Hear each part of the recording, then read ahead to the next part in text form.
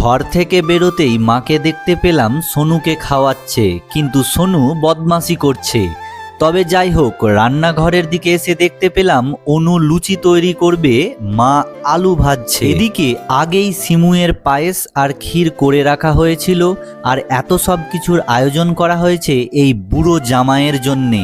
তবে যাই হোক, এই দাদু এলে আমাদের বেশ ভালোই লাগে। এদিকে অনু আর মা লুচি ভাজছে, একটু পরেই দাদু আর বাবা বাড়ি চলে এলো, কারণ ওরা একটু ঘুরতে গিয়েছিল। আর এখন দাদুকে জল খাবার খেতে দেওয়া হলো, কিন্তু দাদু সোনুকে খাওয়াতেই ব্যস্ত হয়ে পড়েছে। এই পাতনায় আমি ধনের বীজ ফেলেছিলাম, কিন্তু কালকে জল দিতে ভুলে গেছিলাম, তাই এখন একটু জল দিয়ে দিচ্ছি। উঠানে বসে বাবা সোনুকে নিয়ে খেলছে, আর দাদু চেয়ারে বসে রয়েছে। আমি এবার বাইরের এই সবজি বাগানে জল দিতে এলাম।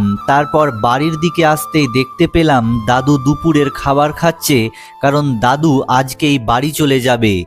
এদিকে যাওয়ার সময় অনু দাদুকে প্রণাম করে কয়েকটা ফটো তুলে দিতে বলল। আর বাইরে টোটো দাঁড়িয়েছিল, দাদু এসেই টোটোতে বসে পড়ল, আর অনেক ভালো সময় কাটিয়ে দাদু এবার বাড়ির দিকে চলল।